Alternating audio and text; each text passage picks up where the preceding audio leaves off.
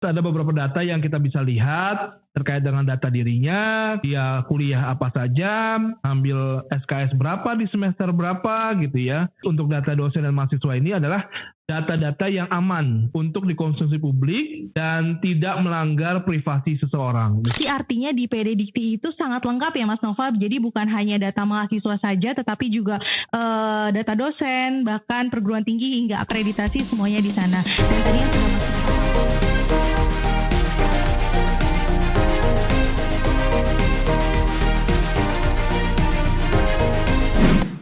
Insan Dikti, selamat datang di podcast Dikti Menyapa dalam segmen PD Dikti Bisa, PD Dikti Bincang Santai.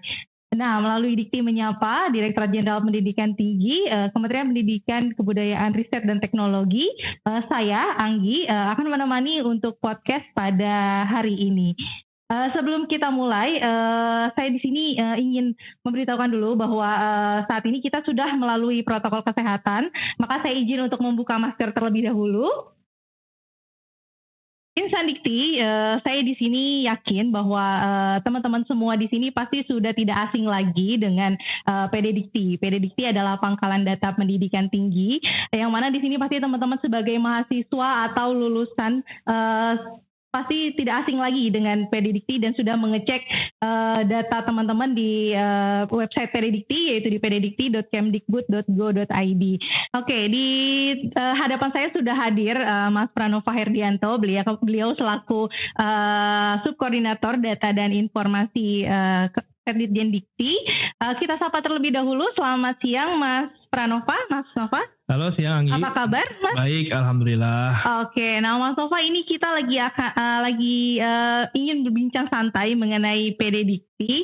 Nah, di sini tuh banyak insan Dikti yang belum tahu apa sih PD Dikti itu. Mungkin Mas Nova bisa cerita PD Dikti itu apa kepada insan Dikti. Baik, jadi PD Dikti itu singkatan dari Pangkalan Data Pendidikan Tinggi. Jadi sesuai dengan Undang-Undang Nomor 12 Tahun 2012 tentang Pendidikan Tinggi, kita punya instrumen yang namanya PD Dikti ini, yang merupakan kumpulan data penyelenggaraan pendidikan tinggi yang terintegrasi secara nasional. Jadi tugas PD Dikti saat ini untuk mendatakan semua perguruan tinggi yang ada di Indonesia, semua mahasiswa, semua dosen, dan juga proses tridharma yang ada di perguruan tinggi Indonesia. Guna apa? Guna untuk mendukung yang namanya sistem penjaminan mutu pendidikan tinggi. Oke, baik. Kemudian untuk sejarah PD Dikti sendiri, Mas Nova, itu berdirinya tahun berapa sih atau awal mulanya itu seperti apa pada PD Dikti? Ya, jadi kegiatan pendataan ini sebenarnya jauh sebelum PD Dikti ada itu sudah terjadi. Dulu tahun 2002, 2003 di Direktorat Jenderal Pendidikan Tinggi kala itu sudah ada namanya program EPSBED atau EPSBED. Nah, itu adalah singkatan dari evaluasi program studi berbasis evaluasi diri. Jadi dari program itu, setiap program studi yang memiliki izin dari Dikti itu wajib melaporkan data, wajib mengumpulkan data setiap akhir semester. Jadi saat ini kita punya data dari sejak tahun 2002-2003 itu ya. Kemudian EPSBED berkembang menjadi waktu itu PDPT, sama waktu itu Pangkalan Data Pendidikan Tinggi, kemudian akhirnya disempurnakan tahun 2014 dalam kerangka sistem Dapodik atau di Kemdikbud waktu itu dikenal dengan Data Pokok Pendidikan, kita rebranding dengan nama PD Dikti sampai dengan sekarang, alhamdulillah. Oke, baik. Jadi untuk perkembangannya sendiri memang ada beberapa kali pergantian nama begitu ya Mas Nova ya. Tapi di terakhir ini namanya menjadi PD Dikti ya, PDDIKTI gitu ya. Betul. Kita kenal dengan PD Dikti. Nah, kalau untuk pelaporan sendiri Mas Nova, sejak kapan sih untuk pelaporan itu? Dan ini kan kita di Dikti ini ada 4 kategori. Pertama ada perguruan tinggi negeri, perguruan tinggi swasta, kemudian perguruan tinggi agama, dan juga perguruan tinggi kedinasan. Nah, apakah 4 kategori ini memang sama untuk tahun pelaporan awalnya, dan bagaimana proses pelaporannya? Apakah itu 1 tahun sekali atau tiap bulan? Ya, Jadi kalau pelaporan PD Dikti, karena kita mengacu ke program awal, yaitu EPSBED, tentu tidak semua waktu itu perguruan tinggi mengetahui adanya program ini. Seperti yang Anggi tadi sampaikan, bahwa saat ini memang ada 4 kelompok perguruan tinggi, yaitu perguruan tinggi negeri atau PTN, dan perguruan tinggi swasta atau PTS, di bawah lingkungan Kementerian Pendidikan, Kebudayaan, Riset, dan Teknologi. Kemudian ada juga kelompok yang kita sebut PTA, Perguruan Tinggi Agama. Ini yang terdiri dari negeri dan swasta juga, yang saat ini dikelola oleh Kementerian Agama. Itu dari setiap agama ada perwakilannya. Kemudian yang keempat adalah perguruan tinggi kedinasan atau perguruan tinggi kementerian atau lembaga non kementerian lainnya. Mungkin di masyarakat ada yang namanya misalnya Politeknik STAN, ya, Akademi Militer, ya, Politeknik STIS. Nah, itu adalah merupakan yang PTK tersebut. Nah, keempat kelompok perguruan tinggi ini memiliki kewajiban pelaporan yang berbeda-beda, karena tadi itu proses pengenalannya juga tidak semerta-merta kita lakukan pada saat itu. Jadi untuk yang PTN dan PTS waktu itu kita wajibkan mulai mahasiswa baru angkatan 2003. Kemudian untuk yang perguruan tinggi agama, setelah itu kita baru berkoordinasi dengan mereka itu. Jadi kita tetapkan waktu mulai mahasiswa baru angkatan 2009. Dan yang terakhir perguruan tinggi kementerian lain adalah mulai mahasiswa baru angkatan 2012. Jadi memang tidak semua mahasiswa itu datanya ada di PD Dikti sesuai dari kondisi yang tadi saya sampaikan. Jadi memang saya sadar di tengah kebutuhan data yang semakin meningkat ini, banyak yang merasa kok saya nggak ada data di PD Dikti padahal udah nyari nih, ya. Ya bisa jadi karena hal tersebut, dan jangan takut ketika memang yang bersangkutan tidak berada di periode wajib laporan, artinya memang tidak wajib ada di PD Dikti. Nah, yang mungkin harus khawatir ketika yang masuk periode wajib, maka saya sarankan untuk setiap mahasiswa, dosen mencek datanya, dan juga perguruan tinggi selalu melaporkan data secara berkala dan tepat waktu. Ini tuh. Oke, baik ya. Terima kasih Mas Ranova. Nah, bagi teman-teman yang belum mengetahui nih Mas, kan di aplikasi PD Dikti itu ada apa aja sih Mas di dalam website PD Dikti itu? Ya, kalau kita sekarang punya laman PD Dikti. Jadi di alamat pddikti.kemdikbud.go.id. Jadi laman ini kita buka, kita open, masyarakat bisa mengakses dan melakukan pencarian. Jadi kita lihat, kita analisa, ternyata fitur yang paling sering digunakan oleh user kita, oleh publik, adalah pencarian.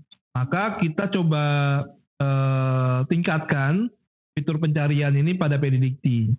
Sehingga masyarakat itu bisa mencari data mahasiswa, data dosen, data perguruan tinggi, dan juga data program studi, gitu ya. Nah, mengenai informasi apa saja yang ada di tiap-tiap data tersebut memang beragam ya. Kalau perguruan tinggi kita bisa melihat berapa sih jumlah dosennya, gitu ya, baik yang tetap maupun tidak tetap. Kemudian apa saja sih program studi yang dimiliki oleh PT tersebut. Kemudian data-data detail seperti akreditasi, ya, alamat, kemudian juga detail jumlah mahasiswa dan jumlah dosen, itu ada pada perguruan tinggi. Kemudian dari data prodi, kita juga bisa drill down ke bawah, kita bisa melihat juga detail prodinya seperti apa. Dosennya siapa saja, ya. Pendidikan tertinggi dosennya bagaimana, mahasiswanya perkembangannya bagaimana, sehingga mudah-mudahan dari situ masyarakat dapat melihat, prodinya, akreditasinya misalnya A atau unggul, atau bahkan B atau baik sekali gitu ya. Jumlah dosennya sekian, yang S3 dan lain-lain. Kemudian kelompok data yang lainnya misalnya dosen. Ya dosen di sini bisa melihat benar nggak sih kalau misalnya ada dosen A nih di PT ini. Ya masyarakat bisa mencari. Nah detailnya itu seperti data-data yang memang dibutuhkan untuk dilihat gitu ya. Detail dosennya ya, program studinya di mana, perguruan tingginya apa. Kemudian kita juga bisa melihat riwayat pengajaran beliau, daftar kelas atau mata kuliah yang diajarkan ya. Dan mungkin ada biodata yang memang sifatnya bukan bisa aman dimanfaatkan oleh publik. Dan yang terakhir data mahasiswa sama seperti dosen, ada beberapa data yang kita bisa lihat terkait dengan data dirinya, kemudian dia kuliah apa saja, ambil SKS berapa di semester berapa gitu ya, yang menurut kami dan kita sudah juga berkonsultasi untuk data dosen dan mahasiswa ini adalah data-data yang aman untuk dikonsumsi publik dan tidak melanggar privasi seseorang. Di situ kita bisa tampilkan. Ke depan memang banyak sekali masukan dan arahan dari pimpinan terkait dengan kebutuhan data-data ini. Maka ke depan itu akan banyak sekali data yang kita munculkan, ya. Salah satunya juga harapannya laman ini juga bisa memberikan masukan kepada orang tua, kepada mahasiswa, atau kepada masyarakat secara umum ketika melakukan pemilihan program studi misalnya. Saya mau kuliah di PTA, Prodi X gitu ya. Kita bisa bandingkan dengan yang lain-lain. Nah itu harapannya nanti data-data itu akan ke arah sana, seperti itu. Berarti artinya di PD Dikti itu sangat lengkap ya Mas Nova, jadi bukan hanya data mahasiswa saja tetapi juga data dosen, bahkan perguruan tinggi hingga akreditasi semuanya di sana. Dan tadi yang sudah Mas Nova sampaikan bahwa bagi calon mahasiswa juga ya, jadi untuk Sobat PD Dikti atau Insan Dikti yang ingin masuk ke jenjang pendidikan tinggi, itu juga disarankan untuk melihat atau mengecek PD Dikti terlebih dahulu agar teman-teman nanti tahu terkait perguruan tinggi tersebut begitu. Nah, banyak sekali pertanyaan yang masuk nih Mas Nova terkait mahasiswa yang tidak terdaftar atau ada beberapa teman-teman atau insan dikti yang sudah terdaftar namun memiliki kesalahan pada penulisan, misalkan penulisan nama, kurang huruf. Itu bagaimana sih Mas Nova jika ingin merubah data tersebut di PD Dikti? Ya. Jadi ya memang kita dari program PD Dikti ini juga ingin menaikkan kesadaran masyarakat terkait dengan data dirinya. Gitu. Jadi ketika ada kasus data salah, nama gitu ya, mungkin ada yang kurang huruf atau mungkin kurang kata bahkan gitu ya. Jadi bisa dilakukan namanya perbaikan data mahasiswa. Jadi kalau mahasiswa itu silahkan hubungi kampusnya masing-masing. Karena disclaimer di PD Dikti itu adalah semua data itu berasal dari perguruan tinggi. Ya, kami di Dijen Dikti itu tidak memiliki hak langsung untuk menambah, merubah, menghapus data. Ya. Jadi data-data itu benar-benar adalah dari perguruan tinggi. Nah, ketika tadi itu ada yang kurang huruf, kurang kata, silakan hubungi kampusnya untuk segera dirubah. Ya. Ketika dirubah, itu memang kita melakukan namanya prosedur pengajuan data mahasiswa tadi. Jadi memang tidak serta-merta bisa dirubah gitu, karena kita juga memperhatikan prinsip-prinsip keamanan, ya, kemudian keterjagaan data, agar data yang memang dirubah ini adalah benar-benar layak untuk dirubah. Benar-benar memenuhi syarat untuk dirubah dan benar-benar merupakan adalah data dari si individu tersebut. Kita tidak mau misalnya data A tiba-tiba menjadi B. Nah itu kita tidak inginkan dan kita sudah antisipasi dengan prosedur seperti itu. Jadi bagi rekan-rekan mahasiswa atau insan dikti yang memang memiliki kondisi datanya salah, silakan hubungi perguruan tingginya agar segera dirubah.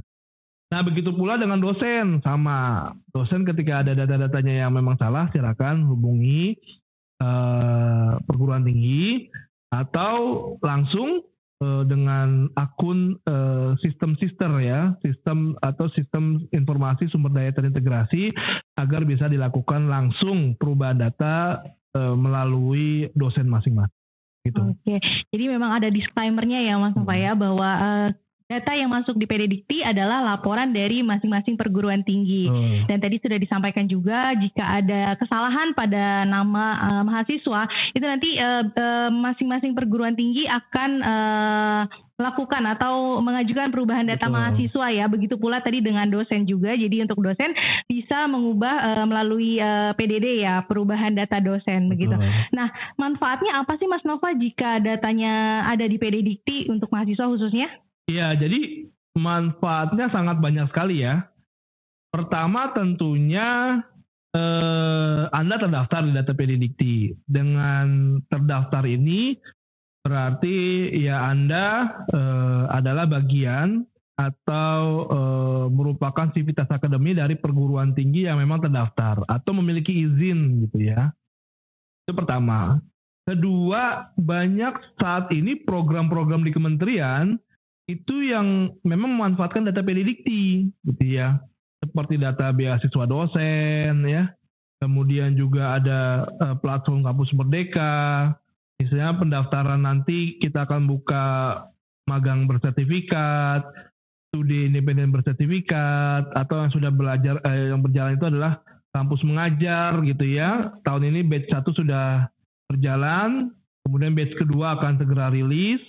Nah, ini banyak program-program ini yang memanfaatkan data PD Dikti.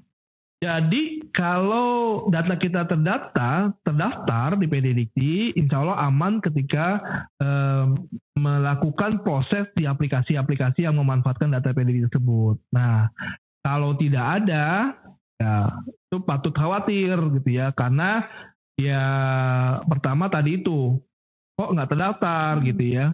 Kemudian kedua, sudah pasti bisa dipastikan dia tidak bisa mengikuti program-program di Dikti yang memang yang sudah terintegrasi dengan data PD Dikti. Ini itu.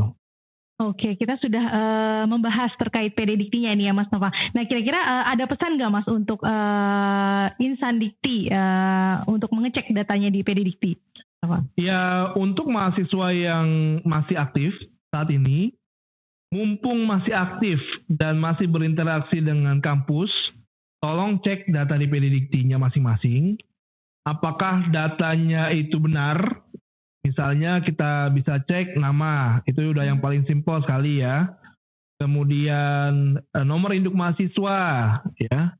Kemudian juga aktivitas kuliah selama ini bagaimana ya. Ketika ada data-data yang salah, segera komunikasikan ke perguruan tinggi masing-masing. Syukur-syukur langsung di handle gitu ya, sehingga nanti langsung dilakukan perubahan kalau ada kesalahan. Nah, begitu pula juga mungkin yang sudah lulus gitu ya, kalau ada memang kesalahan, silakan juga hubungi kampus masing-masing agar datanya itu bisa segera diperbaiki. Dan terakhir, memang kita perhatikan di setiap perguruan tinggi itu sebenarnya memang sudah menekankan ini ya. Ketika saat pendaftaran atau pada saat lulusan menekankan bahwa tolong yang dimasukkan adalah data-data yang memang valid gitu ya. Nah, ternyata faktanya di lapangan itu masih ada mahasiswa yang menyepelekan data ya.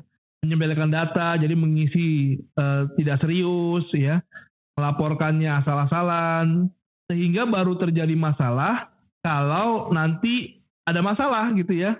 Jadi ketika mungkin pengen mengikuti program ini, tidak bisa karena datanya beda, itu jadi masalah. Maka sebelum masuk PDD itu juga di pendataan perguruan ini harap dipastikan data-datanya itu sudah benar. Seperti itu mungkin. Oke, kita sudah banyak sekali nih membahas terkait PD Dikti. Nah, nanti tadi juga sudah disampaikan oleh Mas Nova bahwa mari kita selaku mahasiswa gitu, kita rajin untuk mengecek di PD Dikti ya, terutama statusnya, kemudian bagaimana perkuliahan yang yang sedang berjalan atau yang sudah selesai gitu. Begitu pula juga mahasiswa yang sudah lulus, pastikan untuk status mahasiswanya juga sudah berganti dari aktif menjadi lulus begitu ya Mas Nova ya. Betul. Oke, terima kasih banyak Mas Nova atas bincang santainya pada episode kali ini. Mungkin nanti kita akan memiliki episode-episode selanjutnya ya, Mas Pranova. Tidak terasa ya, tadi kita sudah bincang-bincang santai dengan Mas Pranova, dan pastikan untuk insan Dikti jika ingin mengetahui informasi terupdate mengenai PD Dikti bisa follow Instagram PD Dikti di @pddikti untuk informasi yang lebih valid dan juga up to date begitu. Terima kasih atas kesempatannya. Sampai jumpa. PD Dikti bersama data wujudkan pendidikan tinggi bermutu. Kampus Merdeka, Indonesia aja ya.